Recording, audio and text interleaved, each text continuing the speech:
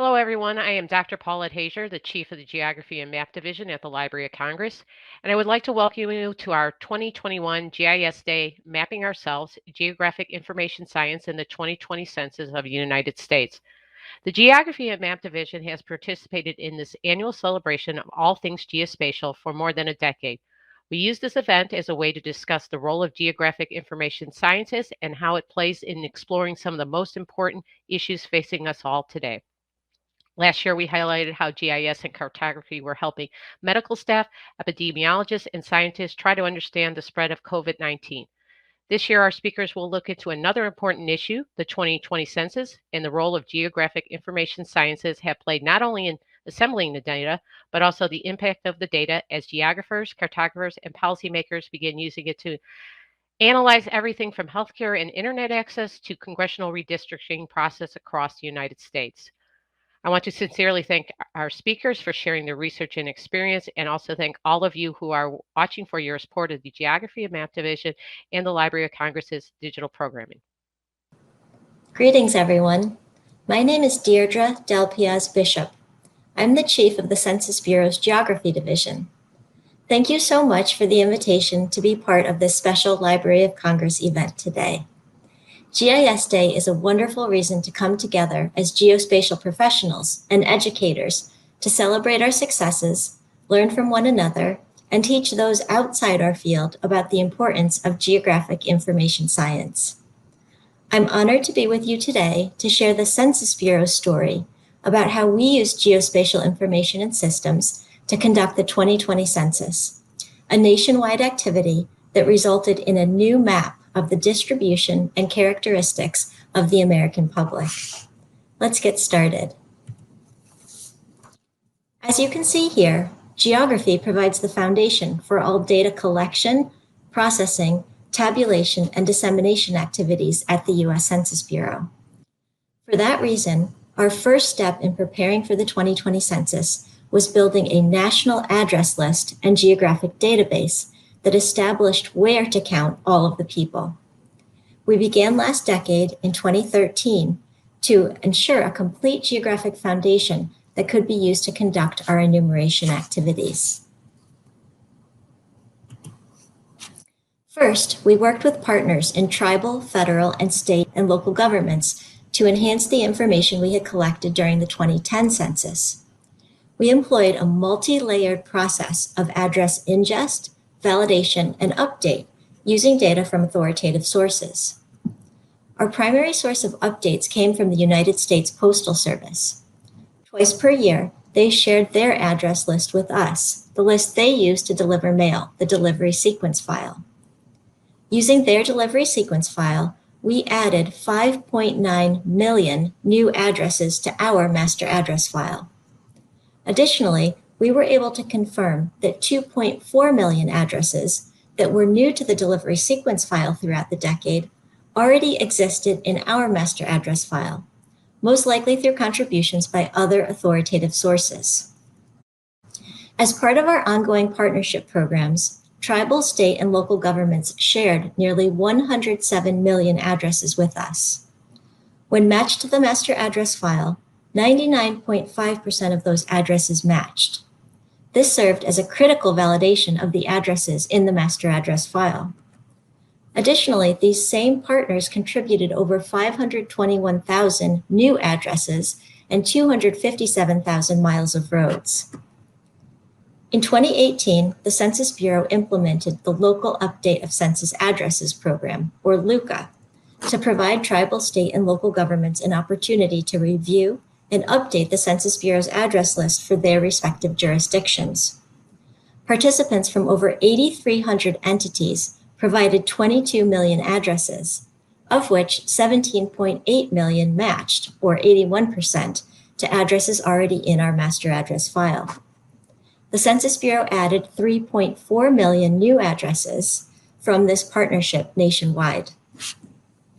To allow tribal, state, and local governments one final opportunity to submit addresses where construction was completed between March 2018, when LUCA ended, and April 1st of 2020, Census Day, the Census Bureau conducted the new construction program, a approximately 595,000 new addresses were added by 2,244 partners nationwide.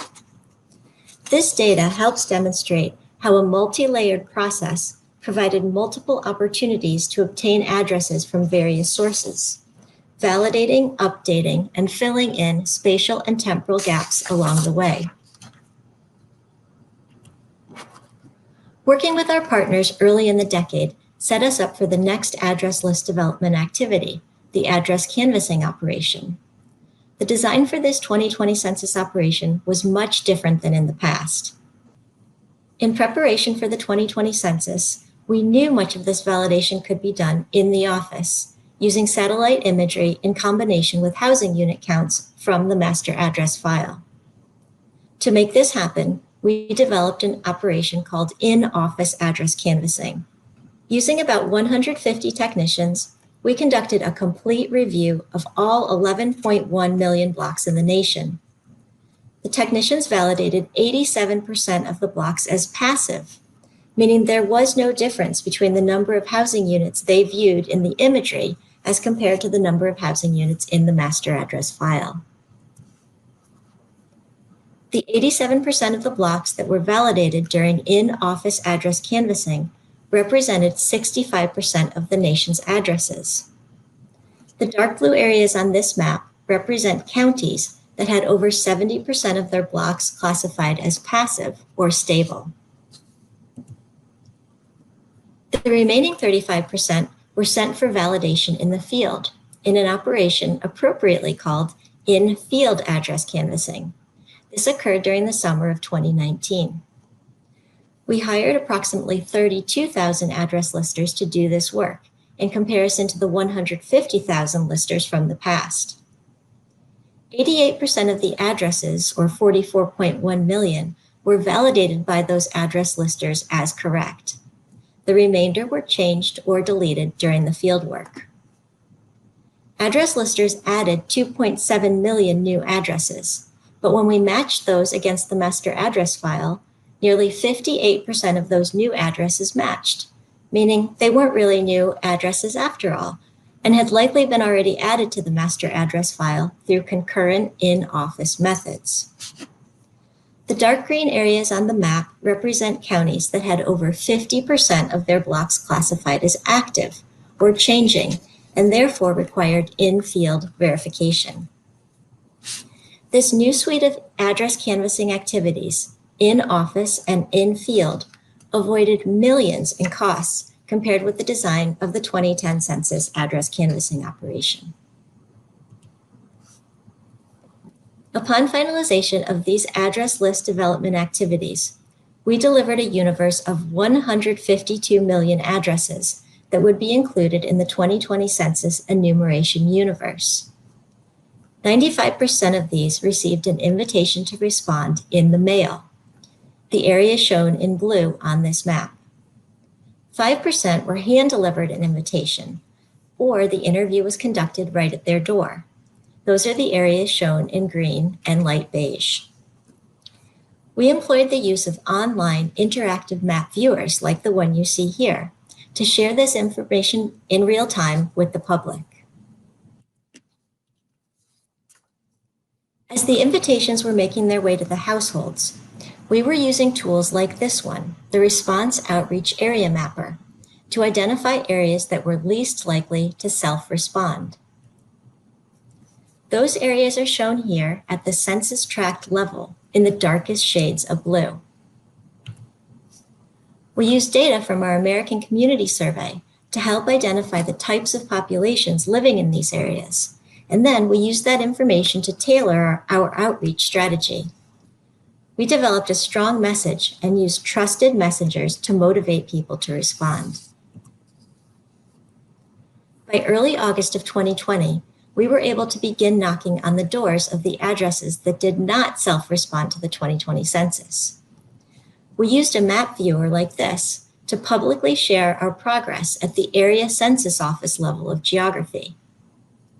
This map is all green now, of course, because by October 15th of 2020, we had successfully enumerated 99.9% of the nation's addresses and people. As we were collecting statistics from the American public, we were also working hard to finalize the boundaries of the geographic areas that would be used to tabulate and disseminate the census results. We published this information in January and February of 2021. Our geographic products now include 14.1 million unique geographic areas, representing the nation, states, counties, census tracts, block groups, census blocks, and much more. The map that you see here depicts block-level census data in Oklahoma City, Oklahoma. Over the next few months, we processed and tabulated all of the census data to these respective geographic areas, resulting in the publication of the apportionment results on April 26th of 2021. What is apportionment, and why are the results so important, you may ask? Apportionment is the process of dividing the 435 memberships, or seats, in the U.S. House of Representatives among the 50 states. At the conclusion of each decennial census, the results are used to calculate the number of seats to which each state is entitled. Each of the 50 states is entitled to a minimum of 1 seat in the U.S. House of Representatives.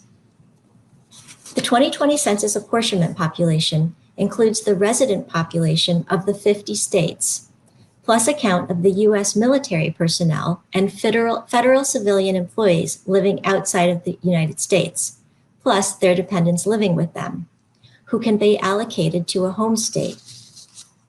The populations of the District of Columbia and Puerto Rico are not included in the apportionment population because they do not have voting seats in the U.S. House of Representatives.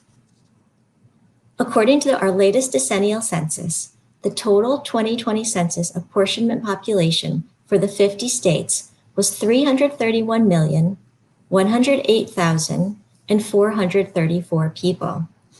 This represents a 7.1% increase from the 2010 census apportionment population total.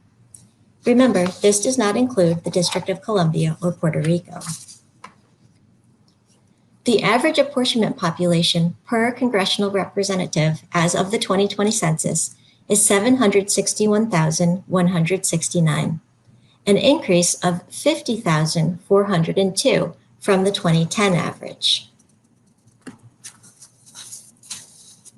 This static PDF map displays the apportionment seats in the U.S. House of Representatives based on the 2020 census and the change in seats from 2010. The number of seats in the U.S. House of Representatives is shown in each state. As you'll see, the majority of states did not see a change in their number of seats, but there were 7 House seats that shifted among 13 states, which was less shifting than we saw in the 2010 census. You can see in green that for 2020, 6 states gained seats. Texas gained 2, and Colorado, Florida, Montana, North Carolina, and Oregon each gained 1. You can also see in purple that 7 states lost seats. California, Illinois, Michigan, New York, Ohio, Pennsylvania, and West Virginia all lost 1. California's loss is historic, as this is the first time that has happened in California's history. We're also using interactive map applications to disseminate the 2020 census data. This demographic data map viewer includes state, county, and census tract level data from the 2020 census. The map includes data related to population, race, Hispanic origin, housing, and group quarters. The map automatically switches from state data to county data to census tract data as you zoom in to more detailed scales. Since this is data we shared as part of our Redistricting Data release, we do include the population of the District of Columbia and Puerto Rico here, bringing the total United States population up to 331,449,281 people. The population of the District of Columbia increased by 14.6% between 2010 and 2020. Another way to explore the 2020 census data is at data.census.gov. We've redesigned our search functionality and have included easy-to-access data profiles, maps and visualizations, and codes specific to industry and NAICS. The 2020 census was a monumental activity, but incorporating the use of geographic information and systems throughout the design brought greater efficiency and effectiveness to census operations than ever before. While we worked hard to ensure a successful census, we also had a lot of fun along the way. I'd like to conclude by thanking you again for the invitation and by sharing a video. This video demonstrates the excitement of GIS professionals as they explain their work at the Census Bureau and provide concrete examples of how we implemented and completed the 2020 census. Thank you.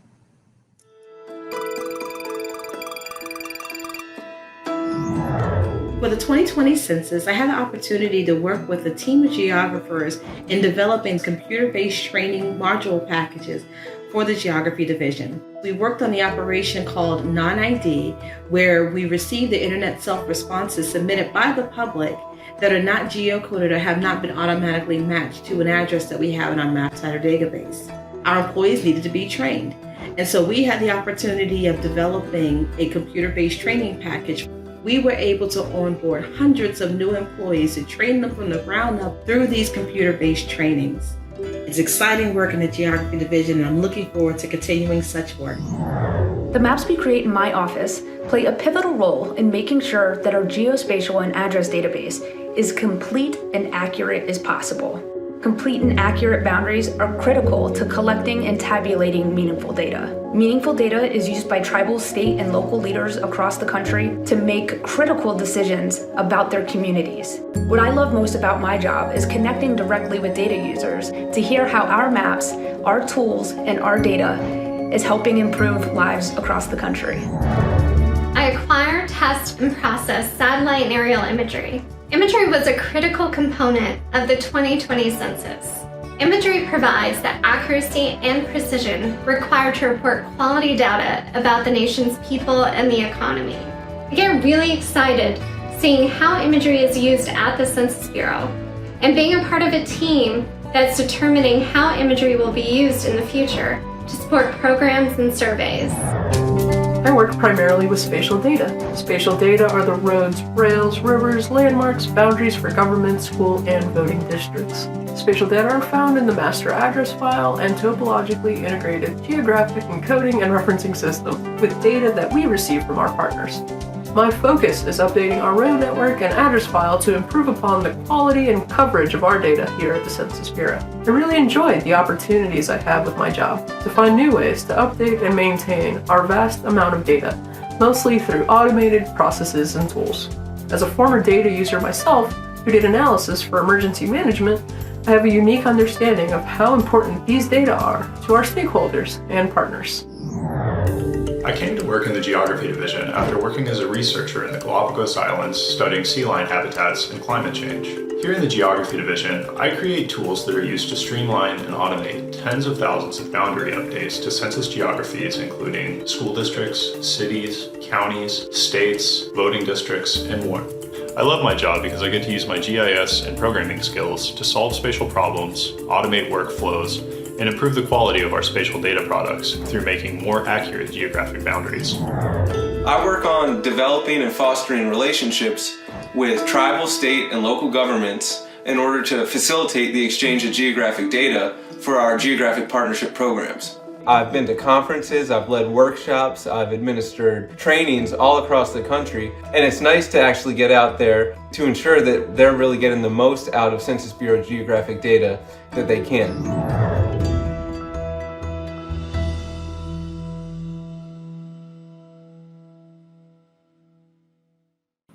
Good afternoon. My name is Richard Ledbeater, and I am the State Government Industry Manager for a company called ESRI. ESRI is a geographic information system technology provider. And one of the solutions that GIS brings you into is redistricting. As you know, redistricting is currently going on. It's definitely the current event topic of the year. The interesting part about redistricting is that it's so data heavy, both data and application heavy. And Mackenzie and I will be talking today about how we can open this up. We heard from our other speakers today about data, of course, the Census PL data, but other data sources that are brought to bear for redistricting. We're going to go through a rather fast example from a conceptual level, but then Mackenzie is going to jump in and just show you how the solutions can be built. They can be built for easy, and we'll explain this in my slides as I go along.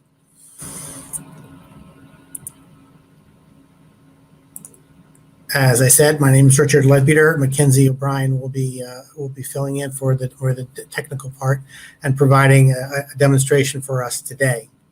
Our contact information is available. If you're interested, please feel free to call us. We'll be more than happy to talk and have a dialogue about what we're talking about today. I want to provide a little background. This may be a little bit of a repeat, but there are some particulars about this history. Redistricting, even though it's part of the Constitution, technology use in redistricting has kind of a relatively short, at least in my perspective, a relatively short history.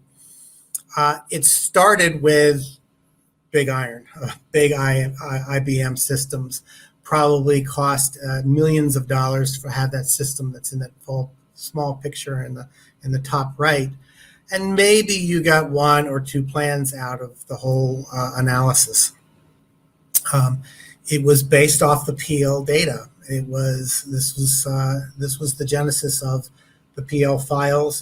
The Census Bureau had developed both the Tiger and then the DIME, and then evolved into the Tiger files. And from these geographic files, this is where we're getting the data that's being used today. The 90s was a little bit easier. We had workstations. That Sun workstation there on the right side probably cost $60,000. The software probably is another $40,000 to not only obtain but customize. 2000 is the epitome of that disruptive technology moment. PCs were available. You could walk to a big box store, buy a PC, a competent PC, get the data off of the Census Bureau's website, and do redistricting. One of my aha moments in the year 2000 was Loudoun County, Virginia. The state of Virginia had released the data and then instructed the state and local, the counties and cities to start doing their districting. That was late on a Sunday evening. By Tuesday evening's board meeting, they had just under a dozen plans submitted by citizens. What does that mean? Citizens had been aware enough to know that the data was released on a Sunday, had Monday to work on it, had software, had the data available to them, and they created plans for the county to consider. And that was my aha moment in that, hey, it doesn't have to be hard. That set in motion a challenge that I took on. So in 2010, we had almost a consumer level ability to do redistricting. Almost, because it was still very data centric, very cumbersome. Redistricting as a constitutional process is hard, is difficult. But the point is, you could deliver. 2020, we have a lot of people acting on this, and it's a little bit too early to tell, but more, stay tuned and we'll talk about this. Stepping half a decade back into 2005, I was asked to speak in front of the NCSL Redistricting Committee. NCSL is National Conference for State Legislature. They wanted to know about technology because, as I said, 2000 was that disruptive moment. They were kind of shell-shocked, if I could use that word, about technology and what it did and how it changed the dynamic. And this was the small drawing on the left was my representation from the talk that day of what the current system, what the state of the art was then. Basically, it was big software, it was expensive software. It was shared between the professional staff, professional consultants, the legislature. Public had really no entree into the process. And this is the drawing that I drew back then at that meeting, that this was the realm of the possible, that technology was to the point where as large as the census PL data is, as heavy analytical process that redistricting is, that it could be delivered through a web browser. And this would change the dynamic of the process. It could be made available, a la that Loudoun County example that I gave. It could be presented to the public in an intuitive way so that they could be involved. And there's a whole bunch of reasons why. Why put it in the cloud? Why make it available to the public? And there's savings both from an IT point of view, but from a public and openness point of view as well. Right after that 2005 meeting, this is some text out of a manifesto that I wrote, that this could be possible, that redistricting could be, the algorithms could be sewn together, the data presented, so that it could provide openness and transparency as well as citizen engagement into the redistricting process.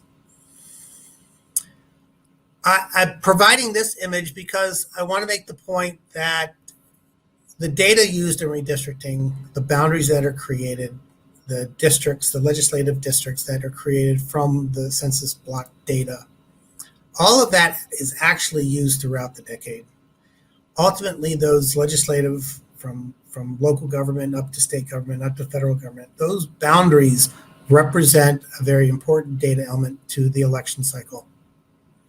So don't think redistricting is one and done.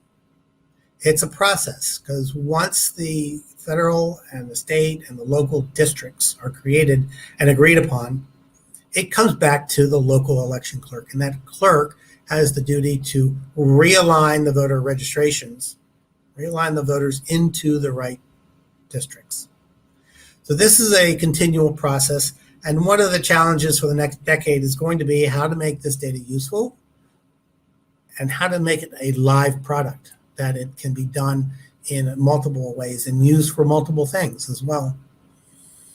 When we're talking about open applications, applications that include data that are meant to be opened and available to the public, there's three pillars. The data sources, of course, when we talk about redistricting, that's the PL data.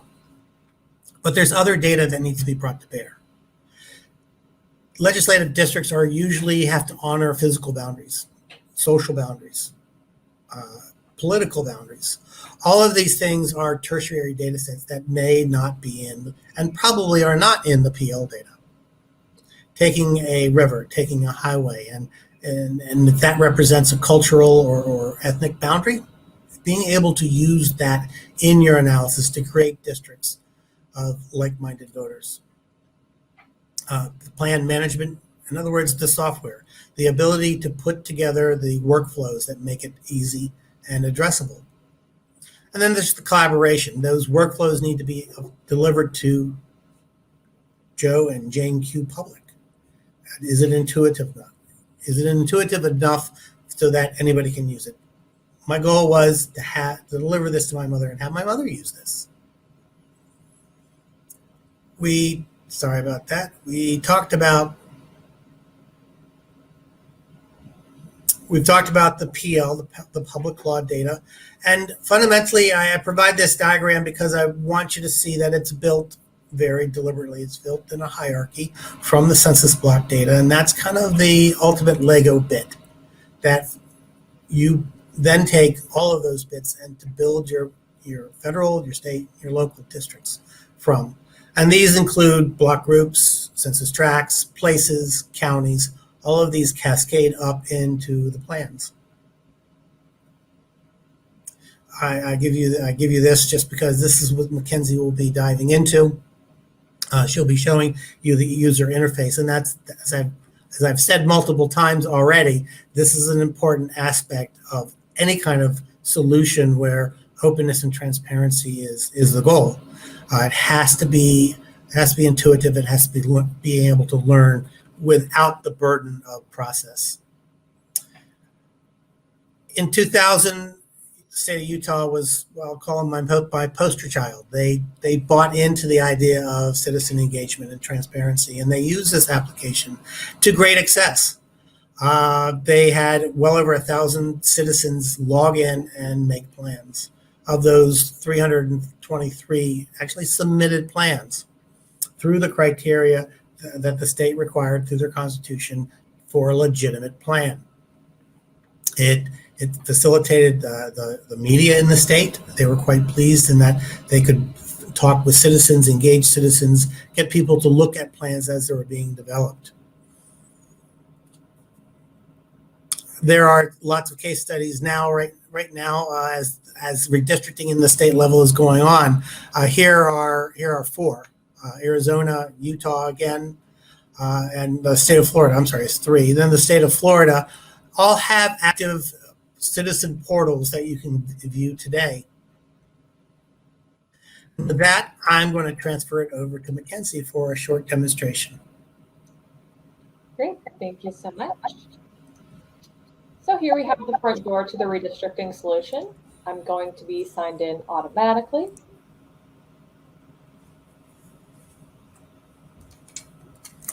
Let me just resize my window real quick. And here I have the open plan dialog. So from here I can either access any of my recent plans, a list of all of my plans, or any plans that have been shared to me. But for right now, I'm just going to start off with a blank slate. And the first option I have is to change the nomenclature of the district. By default, it goes directly to district, but I can change it to any of these terms.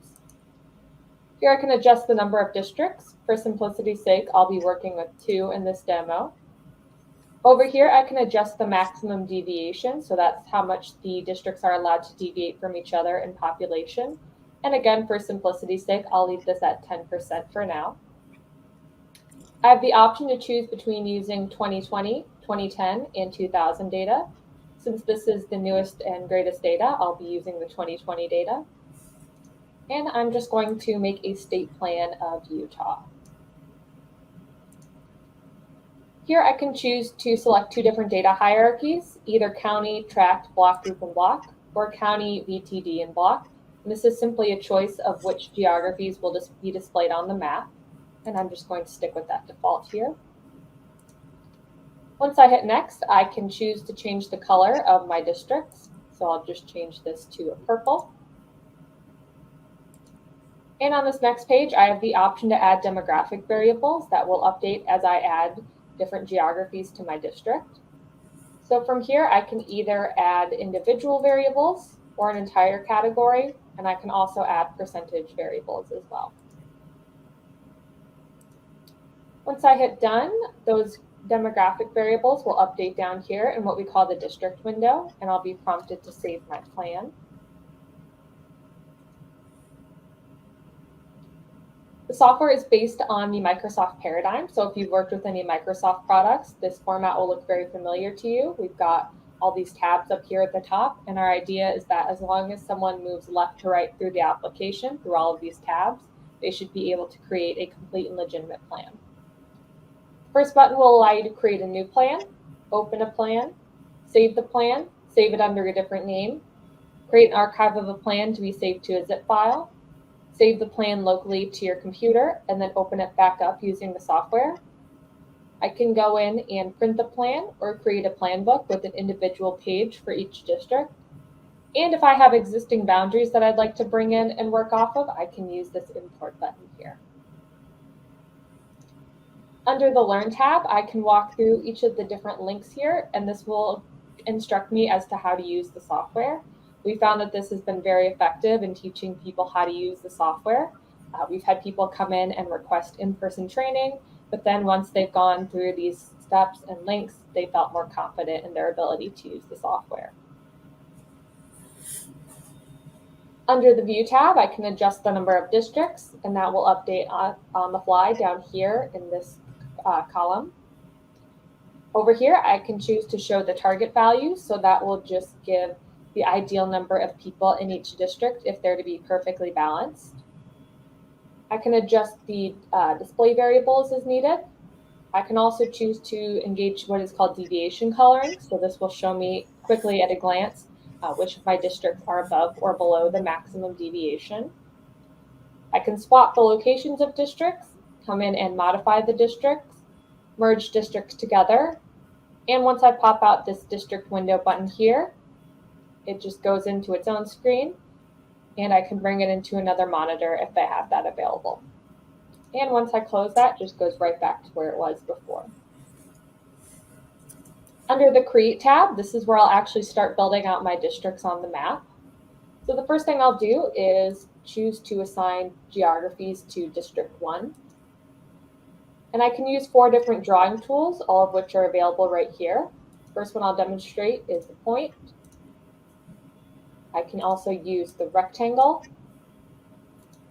And I'm just going to zoom in a little bit to demonstrate the polygon. Polygon.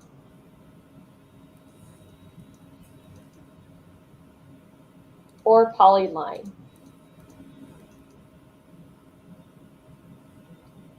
I can also use what's called select by attribute. So if I'm looking for a certain area that has, let's say, a high American Indian population, I could come in here and write out an expression where I'd be able to add all districts meeting that criteria to my district. I can also add an entire city to my district at once. I just come over here to the left-hand panel, go over to identify, and then for this, I'll just type in Sandy, looking for Sandy, Utah. And once I hit show, you'll see that it's highlighted on the map. And once I scroll down and hit assign to, it will pull all of the census blocks from within those boundaries and add them to my district.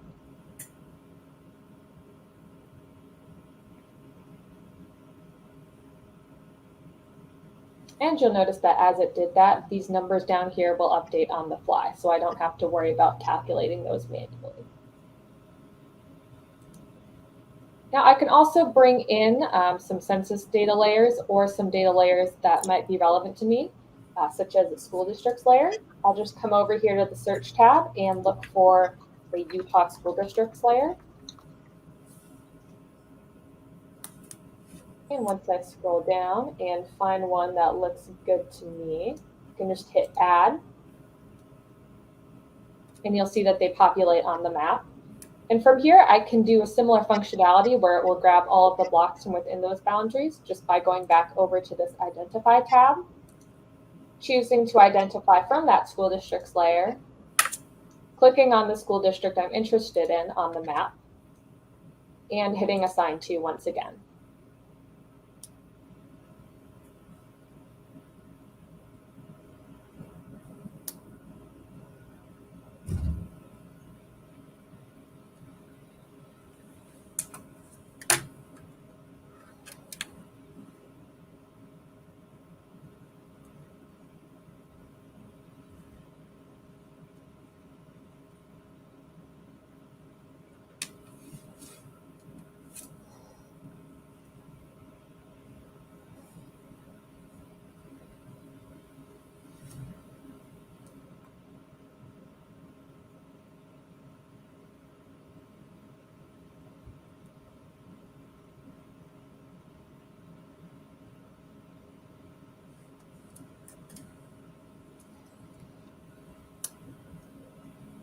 Again, I'll just clear that highlight.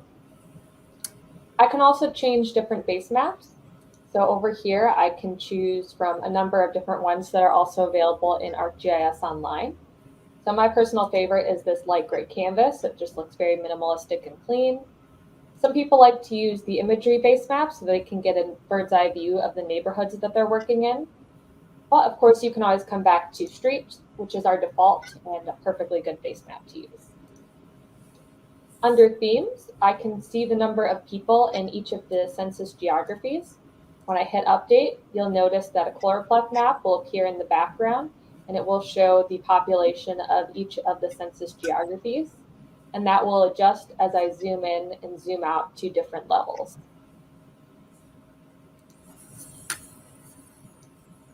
Under the Review tab, I can get a demographic overview of each of my districts.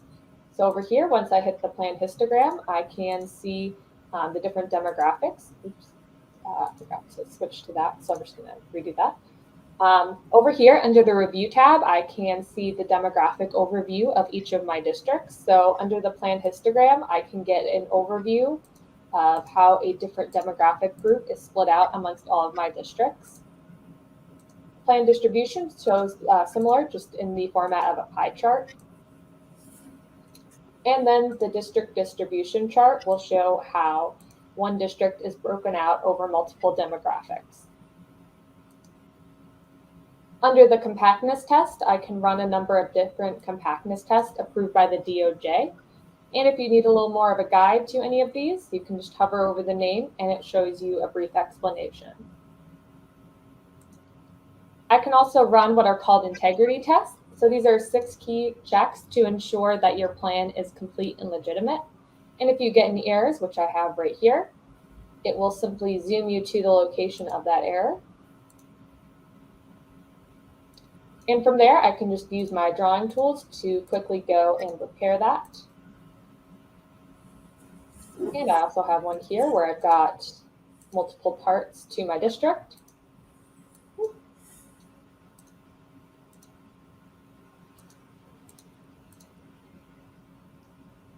And once I run those again, it will ensure that I have a complete and legitimate plan now. From here, I can also create what are called map notes directly on the map. So let's say I am very concerned about a certain area and I just want to really emphasize that it should be in this particular district. I'll just make a little drawing around this particular area by using that polygon tool. And then I can also leave a note.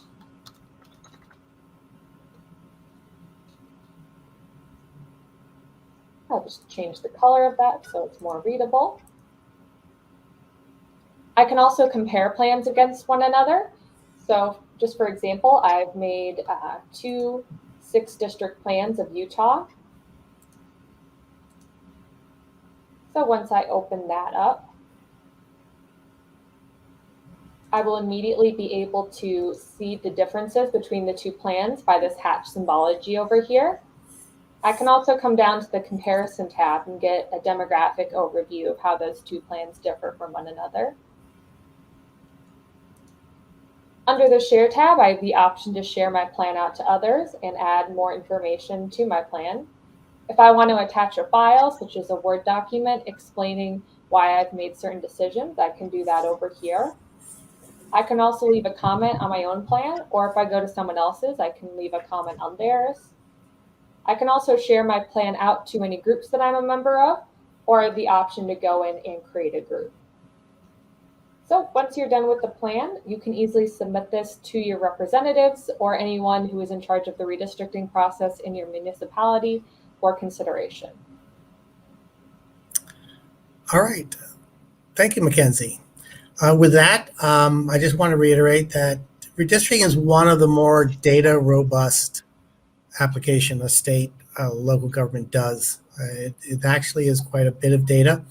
It's complex constitutionally. But the point is, with technology today, these barriers can be minimized with providing local government the opportunity for openness, transparency, and inclusion into these often these noteworthy processes. With that, I'd like to say thank you for Mackenzie and myself. Have a good afternoon. Thank you. Thank you. Hi, everyone. My name is David Van Riper, and I'm the Director of Spatial Analysis at IPMS, which is a research center at the University of Minnesota.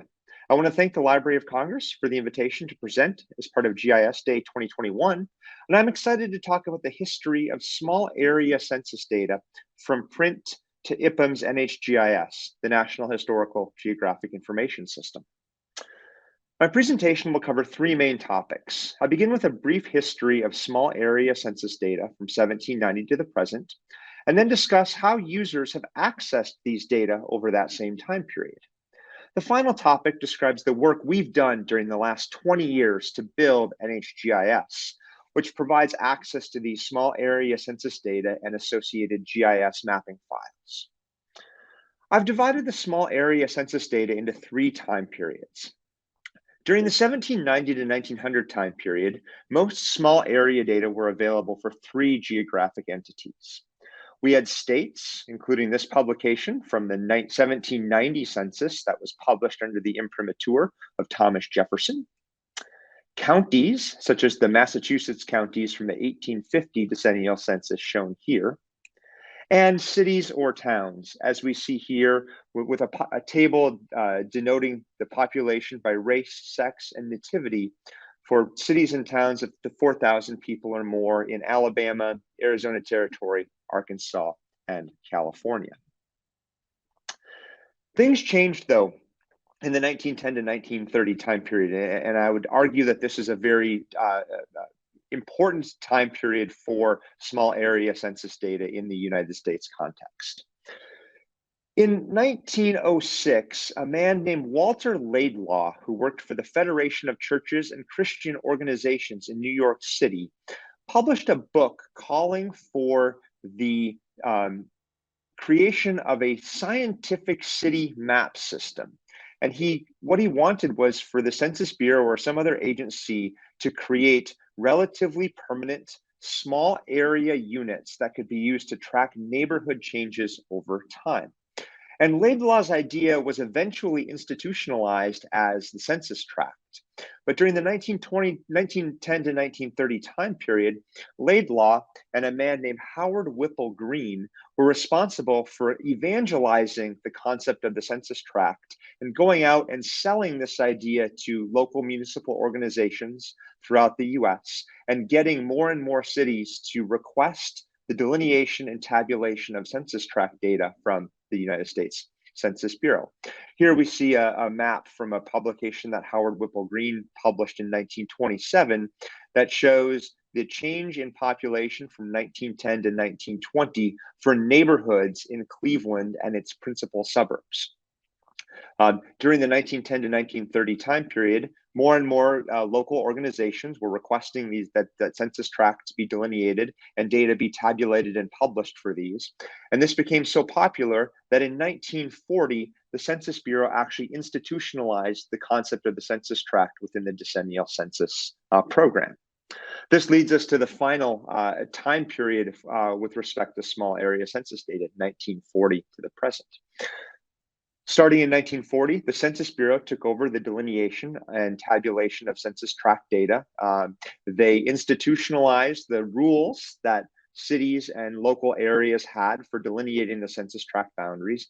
And just as importantly, the Census Bureau standardized the data that they would tabulate and publish for all of these census tract units. Prior to 1940, each local city or municipal organization would request a different set of statistics, the ones that they felt were most important for their particular area. But that meant that the data that were published for the city of Chicago were not the same as the data that were published for the city of New York or for the city of Philadelphia. So you couldn't do true city-to-city comparative work. With the Census Bureau institutionalizing that tabulation program within its decennial census office, now we would get data that was consistent across cities within the United States. Here we see the census tract map for 1940 for the city of St. Paul, which is where I live. And you can see here kind of a very high quality map that shows each census tract and the city limits or the streets that make up those boundaries. In 1940, we also saw the introduction of the Census Block, which is the smallest geographic unit for which the Census Bureau publishes data. Here we can see a small snippet of a map for census blocks, again, in the city of St. Paul. And you can see here that each census block has a number on it. And again, this high quality map shows the actual boundaries of all of the census blocks in the city of St. Paul. This was combined with some new statistics that were available at the block level. Here we see a snippet of the housing block statistics publication for St. Paul. Each column represents a particular statistic: occupied dwelling units, the total number of structures, the average monthly rent for each census block within the city of St. Paul. And these were first introduced in 1940 and have been published consistently over this for each decennial census over that last 80-year time period. Throughout the remainder of the 20th century, the Census Bureau continued to delineate and publish census tract boundaries and data. This is just the 1970 census tract map for the city of St. Paul. You can see that these are incredibly high quality paper maps that really do a great job showing the boundaries of all of these important census units. Starting in the last part of the 20th century, the Census Bureau started tabulating and publishing data for dozens of geographic units. So we went from kind of states, counties, cities, census tracts, to by the 1990 and 2000 decennial censuses, the Bureau tabulating and publishing data for places and block groups and school districts and congressional districts and urban areas. And for those of us who work in this field, this census geographic hierarchy is something we've all come to know and love. And now today, this is really the set of units that the Census Bureau continues to tabulate and publish data for in both the decennial census publications as well as the American Community Survey.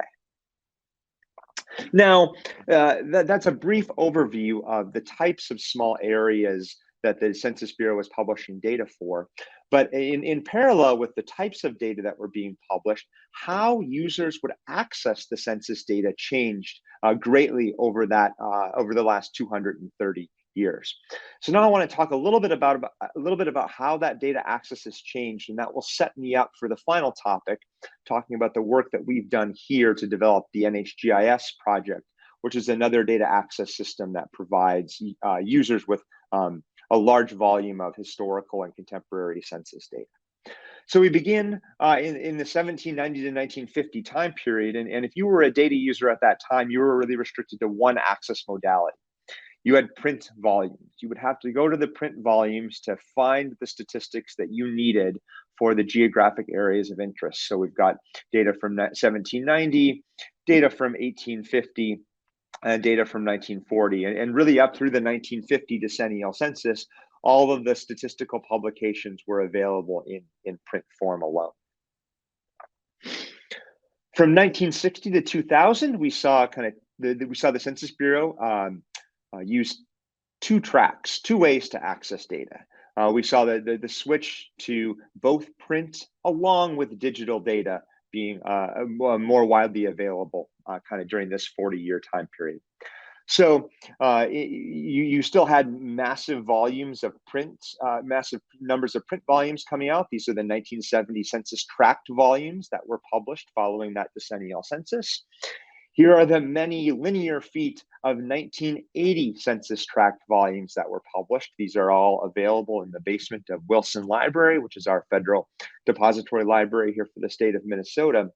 But you could go look at these volumes, you could find the statistics within them, and you could also find the paper maps that delineated the census tract boundaries. Now, starting in 1960 and 1970, the Census Bureau, which was an early adopter of computers for tabulating results, started publishing the statistics both in print, but also on the computer summary tapes. So they would publish these summary tapes and send them out to institutions of higher education along with other government agencies.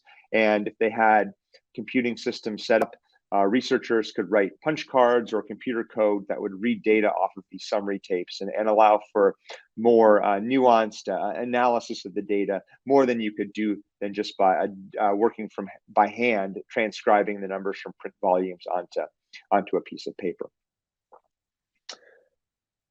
That was really the way that the Census Bureau provided access to data from 1960 to 2000. From 2010 to the present, the Census Bureau has gone to all digital access to its data products. But they have increased the number of ways, the number of modalities with which people can access these data. So we can now get data via FTP from their FTP sites. We can get data from web-based access systems such as data.census.gov. Or more recently, the Census Bureau has released what are called application programming interfaces. These are kind of computer programs that allow you to write code within your favorite programming language, R or Python or Java or JavaScript, and access data programmatically within your software code. And the Census Bureau has been developing these over the last 10 years to provide more flexible ways to access their data. But they've gone away from print, and for the foreseeable future, digital access is the way that we'll get at all of these small area statistics. Now, before I talk about NHGIS, I want to talk about what I call the progenitors of IPM's NHGIS. So in the last two sections, I just laid out the history of the small area census data that the Bureau has published. I described the ways that people accessed these small area data over the last 230 years. But during kind of the last 40 years, we've had a few different projects take place that helped lay the groundwork for what we've put together here at IPM's NHGIS. And I want to spend a little bit of time describing those products, because without them, we would not have been able to do the work that we've done over the last 20 years here at IPM's.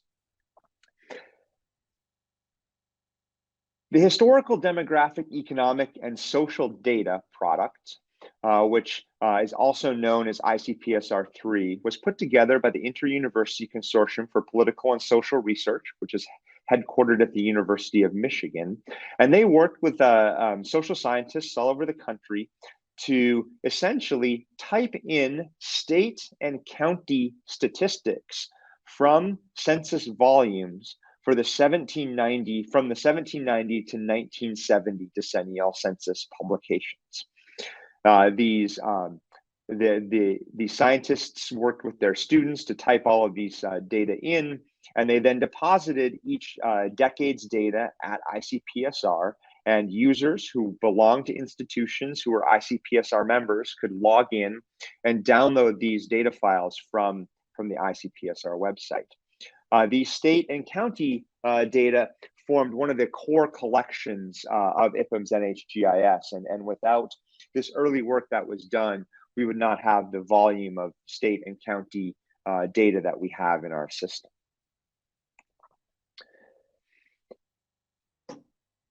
Dr. Donald Bogues and his wife Elizabeth Mullen Bogues, who worked at the University of Chicago, put together an amazing data set in the 1970s. They worked to transcribe the census tract data from 1940, 50, 60, and 70, transcribe the published statistics for census tracts into digital data files. And they put them on punch cards, which were then converted to data files. And then they were deposited at the National Archives along with ICPSR. And these, data sets formed one of the core components of the original NHGIS data series. And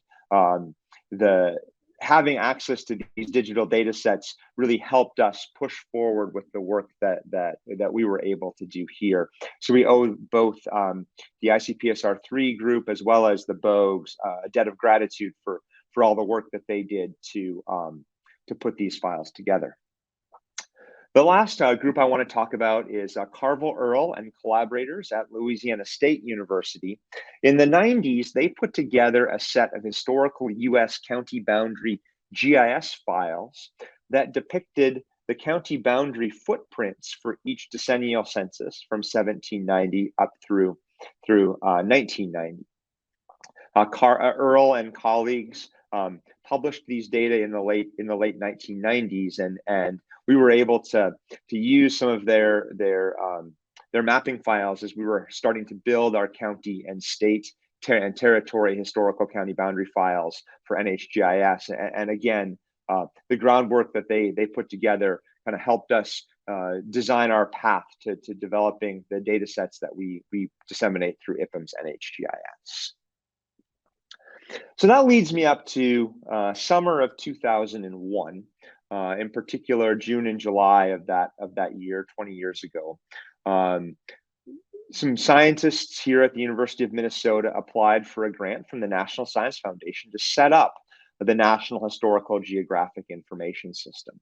And as I've just described, we had a few different data products that were out there. They were housed in various locations, National Archives or ICPSR, or available on CD-ROM from either the Census Bureau or from Louisiana State University. We had more and more digital data files coming online, but they were all in different formats. Some of them were more difficult to access, and there was no single entity that users could go to find the historical small area data they would need to describe the social and demographic changes that have occurred over the history of the United States. This grant was funded by the National Science Foundation, and we started building NHGIS, and I'm proud to say that myself, along with my colleague Jonathan Schrader, were the first two graduate RAs who worked on NHGIS, and both of us are still here working on it 20 years later. So you can see that we were very enthusiastic about that project and continue to be so today. NHGIS provides easy access to summary tables and time series of population, housing, agricultural data, along with the GIS compatible boundary files for the 1790 to the present time period for all levels of US Census geography, including states, counties, tracts, and blocks. We set up NHGIS to be a little bit of a one-stop shop for people interested in small area census data from 1790 up to the present. And now I'm going to take you through a little bit of the history of NHGIS and what we've done over that 20-year time period to construct and disseminate a lot of these small area statistics. Version 1.0 of NHGIS had three main deliverables. The first main deliverable was the construction of GIS mapping files for census tracts from 1910 to 2000, for counties from 1790 to 2000, and states and territories from 1790 to 2000. We wanted to build these mapping files that would allow us to spatially examine changes in race and ethnicity, age and sex for small areas over this long time period. The Bogues files and the ICPSR files that were out there were the counts for these areas, but there was no easy way to construct digital maps showing what the patterns look like for cities in the US. So the inputs to our GIS files were the 2000 Tiger Line files. We used scanned census tract maps from the print volumes that the Bureau had been publishing. We used scanned county maps from a variety of data sources, including the Census Bureau's maps, a document I'll talk about in a second from William Thorndale and William Dollarhide, along with other mapping sources such as John Long's Atlas of Historical County Boundaries, published by the Newberry Library. We built the tracts data using ArcInfo 7, and we built our county boundaries using ArcGIS 8.1. The process of building our historical tract boundaries started in 1990 and 2000, and we worked backwards in time. Here you can see a small snippet of the scanned 1980 census tract map for Austin, Texas. And over the top of it, you can see the 1990 tract boundaries in red. We edited the red tract boundaries to line up as best as possible with the scanned tract maps, and did that back in time until the first year in which a particular county or city had census tracts delineated for it. These census tract maps were quite fun and easy to work with. The Census Bureau has always done an amazing job with their cartography, and these maps were incredibly helpful going back to 1940. The 1910 to 1930 time period was more challenging, however. From 1910 to 1930, the census tract definitions tended to live as written descriptions that were published on microfiche. So here we can see the census tract definitions for Boston for the 1910 census. And essentially what we had to work from were the city for the street names that served as the boundaries for census tracts.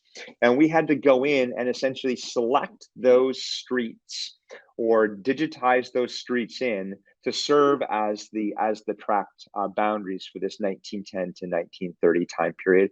And a number of grad students who have worked here at IPMS with me were involved in that process.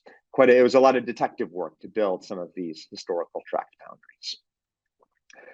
For the historical county boundaries, we relied heavily on this publication, the Map Guide to the U.S. Federal Censuses, 1790 to 1920, which was published by Thorndale and Dollarhide. And it was really a volume that was meant to help genealogists determine where different counties were as they were trying to track down their ancestors in the on the decennial census schedules that the Census Bureau had made publicly available.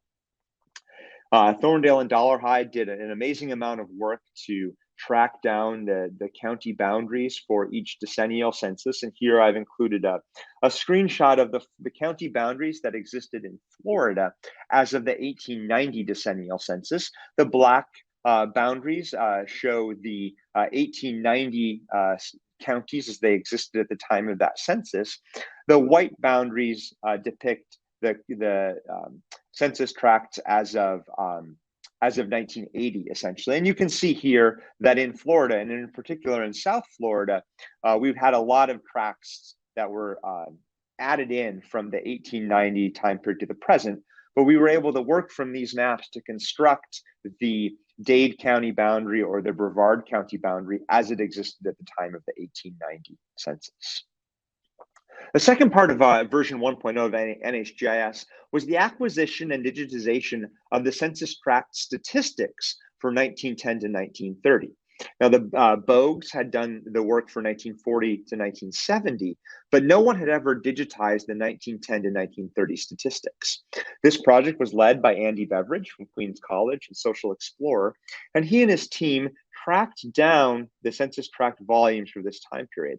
Now, as I mentioned before, most of this tract data was actually kind of held by local municipal archives because the data were tabulated by the Census Bureau and then provided directly to those organizations.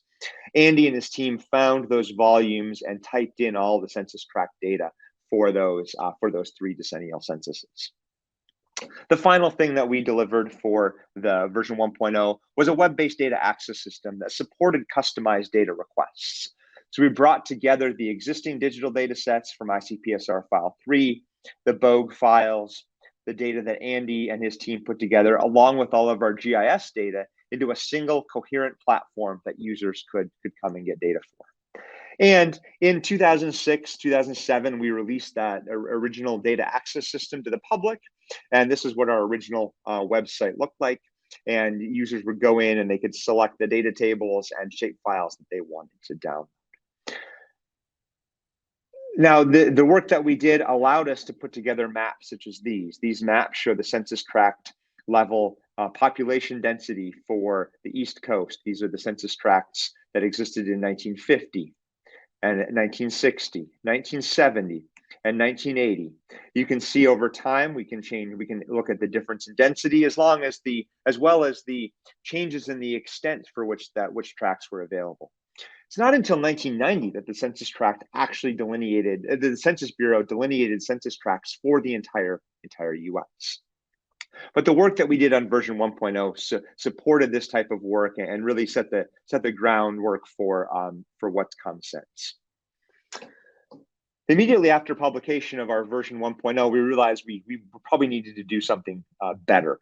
The initial version was a little brittle. It didn't always stay up. I often had to restart it if users had requested too much data. And we immediately pivoted to designing a more robust data access system.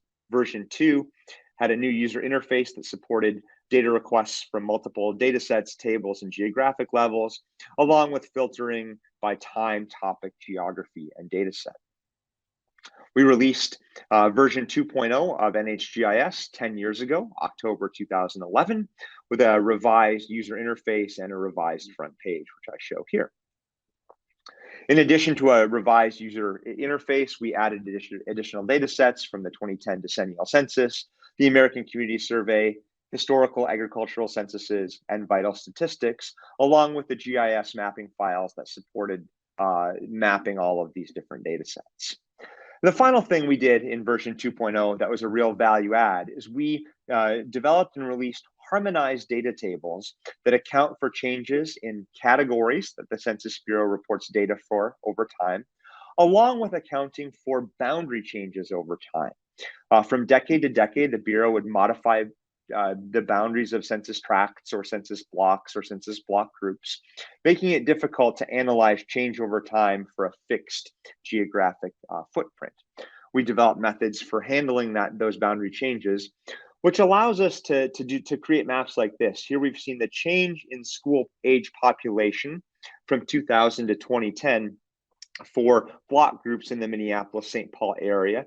The blue graduated circles indicate areas of declines in the school age population over that 10-year time period, and the orange graduated circles show areas of increase over that 10-year time period.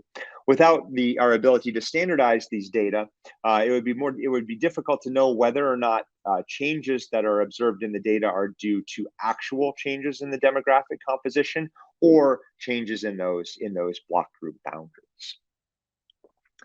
And after we released 2.0, we started moving on. We started working on 3.0 of NHGIS, and that's what we're currently working on now. We've added an additional access modality. A couple of years ago, we released our own application programming interface for NHGIS.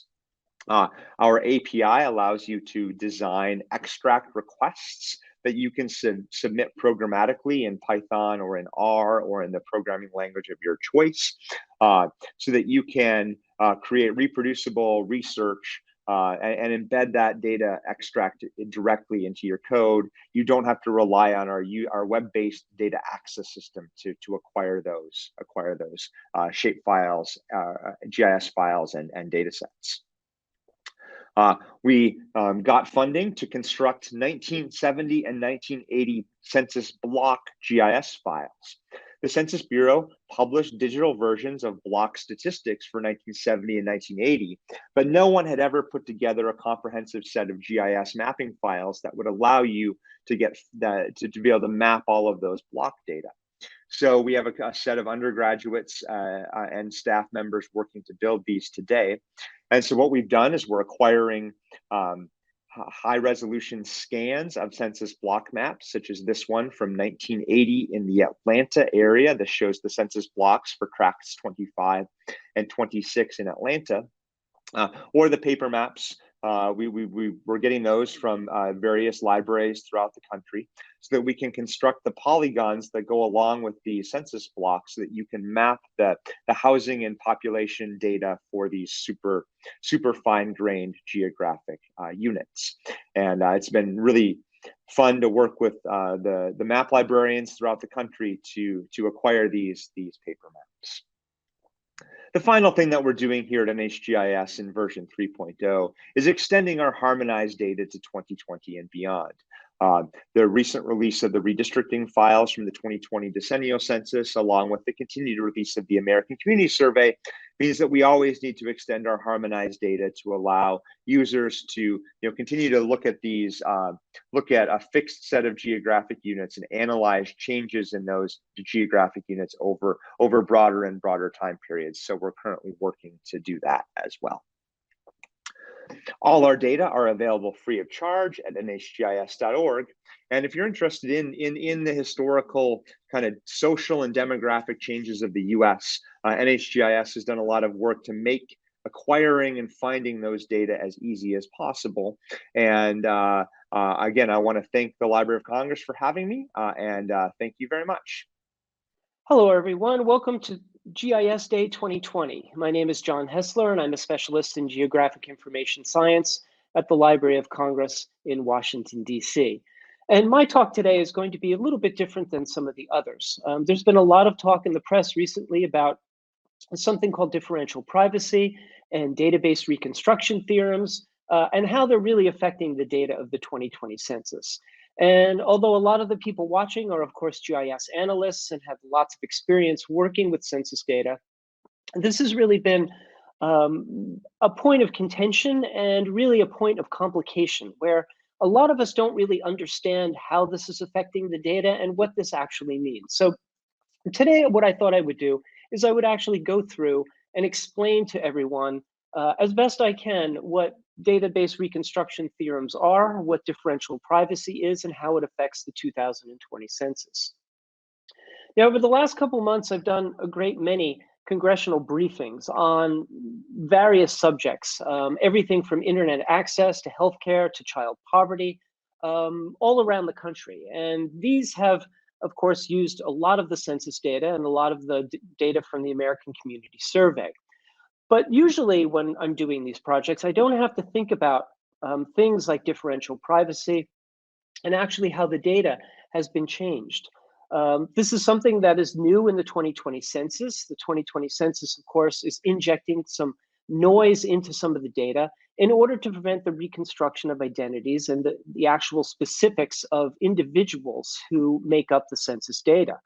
Obviously, each data point in the census, each piece of the statistics is made up of a group of people or an individual.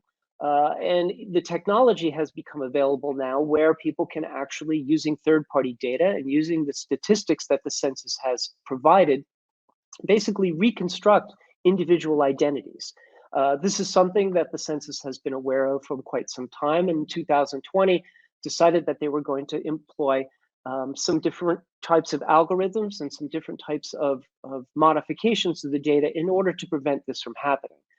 As I said, it's been a controversial thing, and I'm going to really talk through what this actually means. What is a database reconstruction attack? What does it mean to take a census database and reconstruct individuals? And why is that a problem? And why the noise that's injected into the data has changed the way we can look at results and how we have to actually be careful with how we're using some of the census data.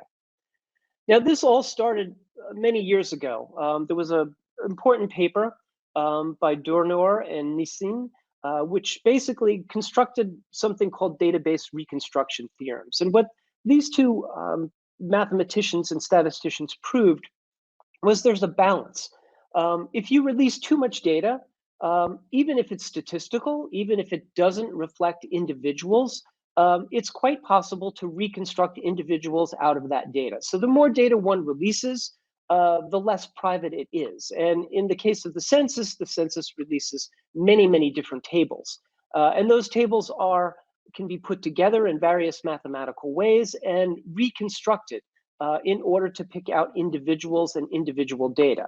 And so there's this balance between the private information we want to hide and the information that we want to reveal. So we want to actually hide some of the private data, but we also want to make the data useful enough so it can be used for the things that census data are used for, not only apportionment, but for basically giving money in government contracts, in healthcare distribution, in geographical studies, in all kinds of demographic studies around the world that influence people's lives. So it's really critical that we understand what is happening to the data and why the data is being changed. What's the importance of this? So as I said, there's this balance between privacy and accuracy. If we want to be completely private, we won't have any accuracy to the data. If we want to be completely accurate, in other words, if we give away all of the data, put all of the data in the tables, there won't be any privacy. But if we want to keep privacy to the highest we can, there won't be any accuracy to the data. So there's this balance. We have to figure out where on this curve of accuracy and privacy do we have there where we can protect the privacy of people who've contributed to the census and where we have enough accuracy to still use the data for all of the projects that we want to do. The importance of the reconstruction, database reconstruction theorems is it was a very complex mathematical proof that basically proved that it's really, really difficult to do this. Any reasonable definition of privacy cannot be really maintained if we want to make the data accurate. And this was a model that showed how difficult this would actually be. And this is the thing that happened in 2002 when this was published. The census had already been looking towards this question of the accuracy-privacy balance, but this really proved that it was really very, very difficult to figure out a way, if you were releasing a certain amount of statistical data in the way the census does, in order to keep the micro data, the data of the individuals who were contributing to the census, private. And I'm going to show an example of what that means. If we look here at this particular table, this is a typical census table. This is an example that's been published and been used as an example in many places. But this is a place where we have 7 people. The total population is 7 in this particular census block. And we can see that the ages, the median age is 30 and the mean is 38. And then we have the various attributes of this the 7-person population. We can see here that we don't have any individual data in this table at all. This is all statistical data, all means and medians, all numbers that are above 3. In other words, there's 3 males, 4 females for the total population. But we can also see that there's a huge amount of data that has been suppressed. So even using this data, with all of this information suppressed, how many white males there are, how many persons under 5 years there are, it is really possible. Is it possible to construct the information about each of the individuals that contributed to this table? In other words, is it possible to reconstruct the individual records as opposed to the statistical records? And basically what the database reconstruction theorems tell us is, yes, it does exist. There is a unique reconstruction of this data that is possible if we don't do anything to the data. Now, what does that mean? So the database can be reconstructed in a number of ways, but we treat the attributes of the persons living on a block as a collection of variables in a mathematical model. This set of constraints is then extracted from the published tables, and the database finds a set of attributes that are consistent with the constraints. So if the statistics are highly constraining, which means that just like census data are, all of the various statistical data in there are related to single people, then there will be a single possible reconstruction. And the reconstruction microdata will be the same as the underlying microdata used to create the original publication. So to mount a full reconstruction attack, the attacker extracts all of these constraints and then creates a single mathematical model that embodies them all. It then recreates the microdata, and this is a unique mapping into the original data. So if we look at the table here on the right-hand side, what we're actually seeing here is we're seeing a table that shows what we really want to reconstruct. So if I'm an attacker taking that table that we looked at earlier into account, I want to reconstruct the age, the sex, the race, and the marital status of all 7 people. And I want that to be individualized to each person. That data does not appear in the table at all, but I'm going to use the data in the table to reconstruct each of the individual identities here. Now, I'm not going to go into a lot of detail, but basically this is done by something called the satisfiability solver, which basically we translate this problem into a formula consisting of 6,755 variables, which is the amount of variables that this particular problem will contain. We then arrange this in basically a tree, a Boolean tree of sentences, and this is called conjugative normal form. And this basically, when we do this, again, the database reconstruction tells us that there exists this solution universe. So there is a solution universe of all possible solutions to this set of constraints. So basically, if we say to ourselves, we want to reconstruct those 7 people, there may be many different solutions to that problem, okay? But there does exist a solution based on those possible constraints. If the universe contains a single solution, then the published statistics completely reveal the underlying confidential data. And this can be done provided that noise is not added into the data at all. So if we just take our table of 7 people and basically convert this into the 6,755 variables arranged in the 252,575 clauses, it is actually possible to reconstruct the individual data across that table.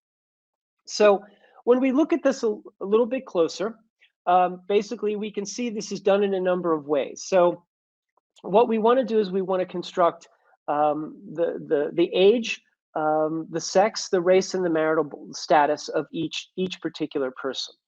If we do this with the data unmodified, this particular data has one solution, and that solution is over there on the right-hand side right here. And it basically gives the age, the sex, the race, and the marital status of each of the individual persons in this database. So there are 7 people here. There's no individual data in this table, but from only this table, I was able to, and the solution was able to reconstruct the identities of all 7 of those people. If I combine this with a third-party database, say a voter registration database, I would be able to individuate both the addresses and the names of this group of people, because we know this is in a particular census block. In other words, this is in a particular geospatial region. So using third-party data, it's then possible to actually reconstruct, based on this, who these people are. And this is really what the census is trying to avoid. Now, we can do that in a number of ways.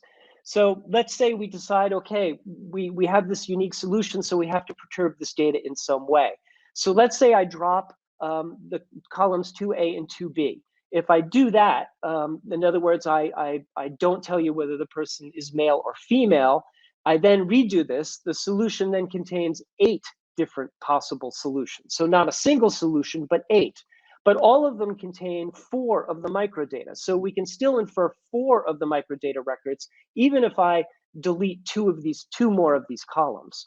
So the question now becomes, okay, how do I delete columns or add noise into the data in order to preserve people's identities? If this reconstruction theorem tells me that all of these solutions exist, it also tells me that there's a point at which there's not enough information in order to reconstruct people's identities.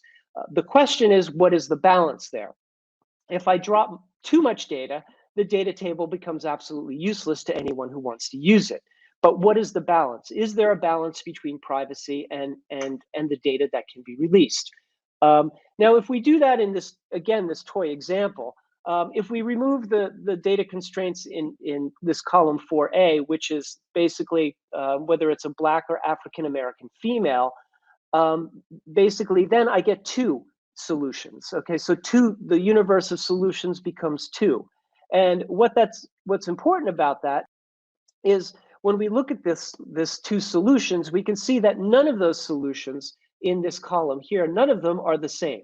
So basically, I have 2 completely different solutions. So no one would be able to decide exactly which solution is right or when any solution was right. So I've basically done enough in order to create 2 different solutions. Now, in this small model, of course, even these 2 solutions I could use to try and figure out whether that I've actually successfully done this attack. In other words, whether I can identify any of these individuals. But at least we know by this toy example, and the census has done this with the 2010 data as a test model to see whether actually one could reconstruct based on how much noise and how many of these pieces of data would be eliminated. Now, they've done this using something called top-down, which is a particular algorithm. And we're not going to go into the algorithm in any detail. But this algorithm basically allows the census to inject noise into the microdata. In other words, into the individual level data in order to put enough noise in there that these reconstruction attacks are not possible. One cannot solve a unique solution for the census data. And there are 3 possible ways that one could have gone about doing this. You can publish less data. You can input noise. In other words, you can put noise in as the data is being tabulated, or you can, once the data is tabulated, you can then inject noise. And of course, this is the algorithm, the top-down algorithm is really difficult to study analytically. It's a very complex algorithm. but one can use models. And so far, there's been several scholarly studies on the effect on several important attributes that the census is used for. One of which is called Census Top Down, which was done by a team at Tufts, including Moon Duchin, and they found, based on a close look at reconstructed Texas data, they find reassuring evidence that top-down would not threaten the ability to produce districts with tolerable population balance or to detect signals of racial polarization for the Voting Rights Act enforcement. So there's been at least one study that shows, in fact, the independent study that shows that it's not going to really affect the redistricting problem. There are other studies, however, which have called into question some of the places where differential privacy and this noise has been injected. One is a study recently published on the census data and how it will distort COVID-19 rates. They found, using empirical COVID-19 data, 19 mortality curves, that differential privacy will introduce substantial distortion into the COVID-19 mortality rates. And this is an interesting thing that is going to be going on now for probably the next few years, where as geographers and GIS analysts begin to get into this data and look at what's going on and how these noise injections from top down have affected the data, there's going to be various conclusions and various error limits to how much error has been really injected into the databases and how important it is to some of the stuff that we really need to know and we really need to study. The census is fairly confident that they've done a very good job in this, but really until people begin really tearing the data apart and really looking at it in particular ways, we're not going to see how the scholarly community outside the census really reacts to this type of data. If one looks at a typical map, now one has to be very careful. So this is a census map, dot map of the population of Baltimore, and this is based on race. And I'm just going to pull up some of the data from a particular region. I picked just a census tract at random here in order to take a look. This will take just a second. What you're going to see is in any of these sort of census data, so this is 1 dot equals 2 people. So when we're going down to this type of resolution, things like differential privacy are going to affect the data. They're going to affect all of the totals that come out in each of these census tracts. And so we have to be very careful when we're presenting this data. This is a particular map that I presented to a congressional briefing on poverty in Baltimore. And basically what I did is annotated the map in order to say that due to differential privacy, that some of the totals might not add up. And so this is something we're going to have to be very careful about when we're going down to these smaller scales. Do the numbers add up? Has differential privacy affected this in various ways? So most of the things that you're going to be seeing that are using some of the 2020 data are going to be annotated with this little annotation about differential privacy and really how it is affecting the data. There's been a lot, as I said, a lot of things going on out in the field.